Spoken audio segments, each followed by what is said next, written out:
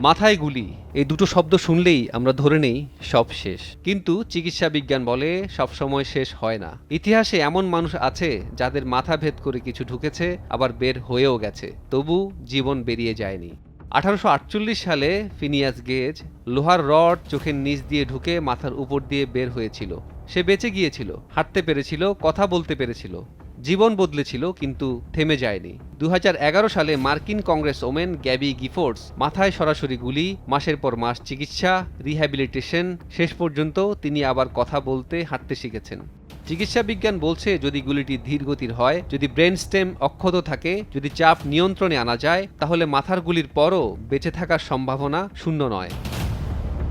এই মুহূর্তে বাংলাদেশ তাকিয়ে আছে এক নামের দিকে, শরীফ ওসমান হাদী। ঢাকা ৮ আসনের স্বতন্ত্র প্রার্থী, জুলাই আন্দোলনের এক পরিচিত কণ্ঠ, যে কথা বলতেন সোজা, কঠোর, আপোষহীন। আজ সে কথা বলতে পারছে না, আজ সে হাসপাতালের বেডে, জীবন আর মৃত্যুর মাঝামাঝি এক লড়াইয়ে। চিকিৎসকরা বলছেন তার মাথায় গুলির আঘাত আছে। এই ধরনের আঘাতে অনেক কিছু বদলে যেতে পারে। শ্রবণ শক্তি কমে যেতে পারে, স্মৃতি ঝাপসা হতে পারে, কথা বলতে সময় লাগতে পারে, হাঁটতে শিখতে হতে পারে নতুন করে, খিঁচুনি বা আবেগের পরিবর্তনও হতে পারে। কিন্তু চিকিৎসা বিজ্ঞান এটাও বলে অনেক মানুষ ধীরে ধীরে ফিরে আসে, মাস লাগে, কখনো বছর। পুরোপুরি আগের মতো না হলেও নিজের জায়গায় ফিরে আসে।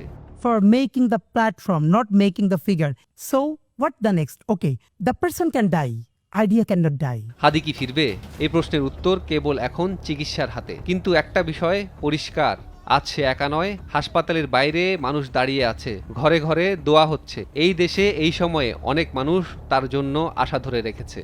মাথায় গুলি মানেই শেষ, এই ধারণা সবসময় সত্য হয় না। মানুষের শরীর লড়াই করতে জানে, আর মানুষ যখন হাল ছাড়ে না, তখন চিকিৎসাও হাল ছাড়ে না। শরীফ ওসমান হাদী ফিরবে কিনা সেটা সময় বলবে, কিন্তু আজ বাংলাদেশ বলছে লড়াই থেমে যায়নি।